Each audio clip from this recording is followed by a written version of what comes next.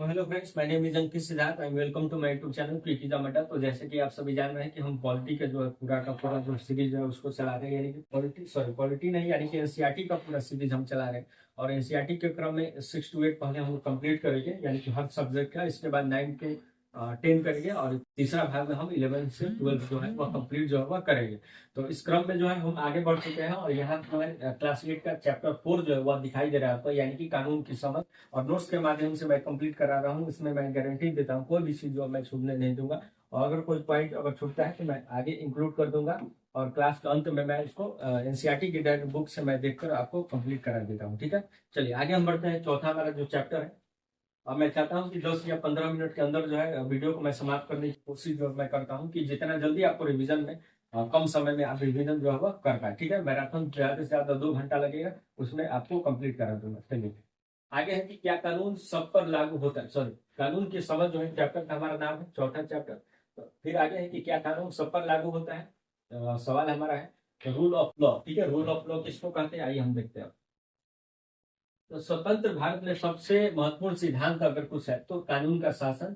इसका मतलब क्या होता है कि कानून के सामने सभी नागरिक जो है वो बराबर है। इसी को क्या है, रूल ऑफ लॉ जो है ना हम कहते हैं। रूल ऑफ लॉ कहाँ से आपको लिया गया, आपको ब्रिटेन का ये सोर्स है। ठीक है, मैं कभी अगले जब पॉलिटी का जब यूपीएससी चाहे बीपीएससी का टर्म में जब पढ़ाऊंगा उस समय जो है आप देख सकते हैं। ठीक है, उसको मेन कोर्स में। चलिए, तो इसमें न तो कोई राष्ट्रपति, न कोई अमीर व्यक्ति, न ही कोई सरकारी अधिकारी कानून से ऊपर जो है वह माना जाता है भारतीय संविधान, यानी कि कोई भी संविधान में। चलिए आगे देखते हैं कि कोई भी अपराध करने पर कानून द्वारा तय की गई सजा जो है वह दी जाती है। चलिए आगे है दूसरा पॉइंट कि प्राचीन और सॉरी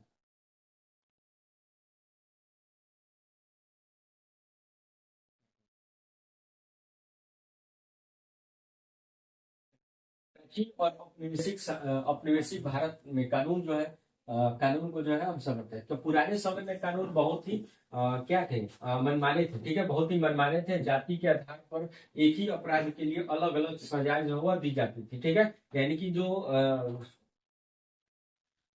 धार्मिक किताबें थे उसमें बहुत सारा पक्षपात जो है किसी अन्य जाति, किसी धर्म के प्रति जो है वह दिया गया था, जिसके वजह से जो है वह लागू करना जो है मुश्किल था। और आज के समय में वह जो है काफी जो है अनैतिक जो है विचार जो है वह हो जाता है। इसके बाद क्या है, ब्रिटिश शासन के दौरान भी जो है कानून मनमाने थे। ठीक है, एग्जाम्पल में देखें तो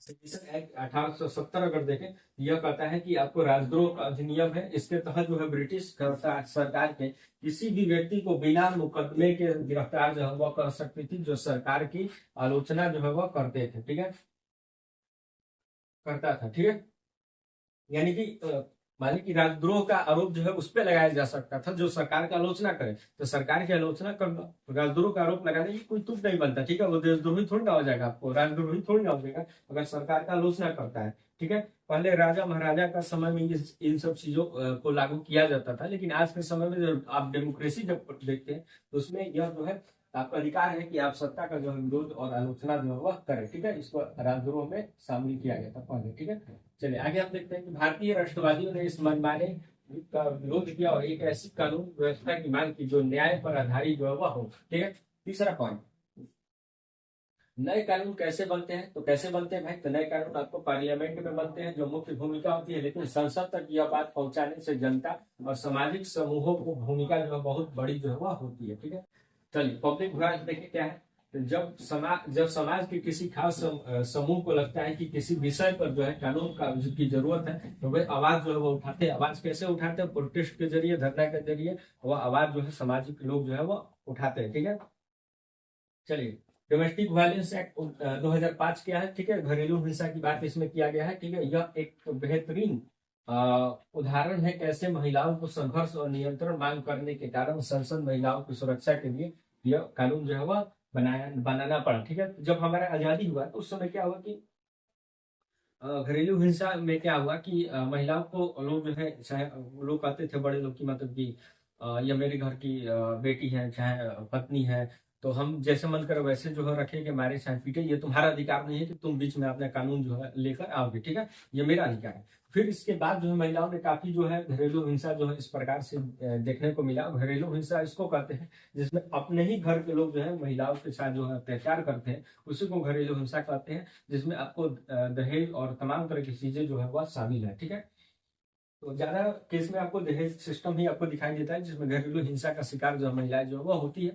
तो इसको लेकर जो है कानून फिर महिलाओं ने मांग किया और काफी ऑर्गेनाइजेशन ने मांग की और काफी धरना प्रदर्शन और तमाम तरह की चीजें करने के बाद जो है आपको यह अधिकार मिल गया महिलाओं को एक कानून बनाने का, जिसका जो है डोमेस्टिक वायलेंस एक्ट 2005 में जो है वो बनकर आता है, यानी कि घरेलू हिंसा कानून के तहत जो है अगर घर में आप किसी महिलाओं के साथ मारपीट या झगड़ा या शराब पीकर चाहे कोई भी चीज आप कर रहे हैं तो वह क्या है घरेलू हिंसा में जो है उसको शामिल जो है वह किया जाएगा। चलिए आगे हम देखते हैं फोर्थ। ये वाला उदाहरण इसलिए दिया गया था क्योंकि यही दिया गया ना कि ऐसा नहीं कि मतलब कि कानून में कुछ चीजें अगर ऐड भी आप कराना चाहते हैं तो इसका क्या है उसका यानी कि यही पब्लिक वॉइस में कहता है। ये सब जब समाज में किसी खास समूह को लगता है कि किसी विषय पर कानून बनाने की जरूरत है, यानी कि जिस पर से महिलाओं ने बनवाया, तो क्या है तो वह आवाज उठा जो है वह सकती है, ठीक है।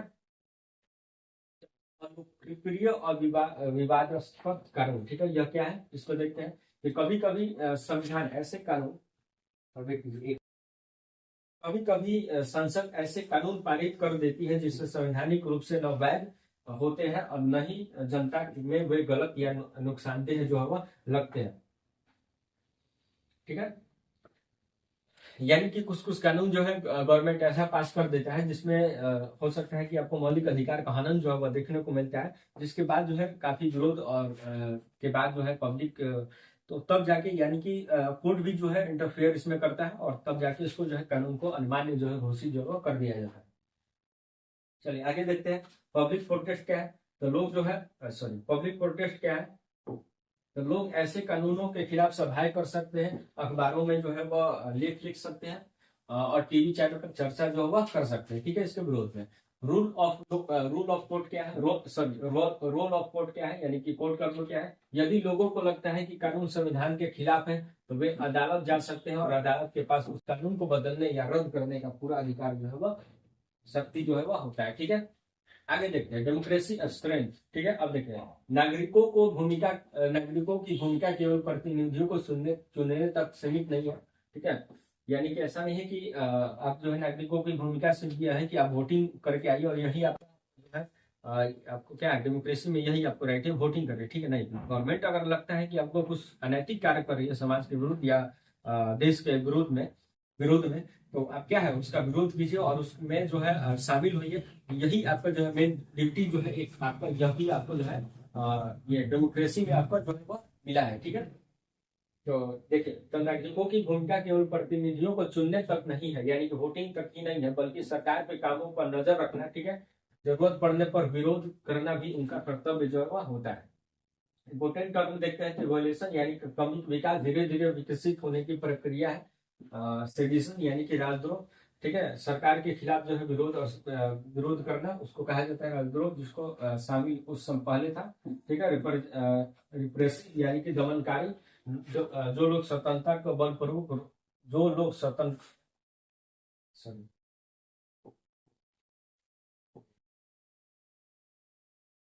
दमनकारी किसको कहते हैं, यानी कि जो लोगों की स्वतंत्रता को बलपूर्वक जो है वो रोका जाता है उसको दमनकारी नीति कहा जाता है। यानी कहते हैं ना कि सरकार ने दमनकारी नीति जो है अपनाई लोगों के विरुद्ध, इसी को जो है वो कहा जाता है, ठीक है।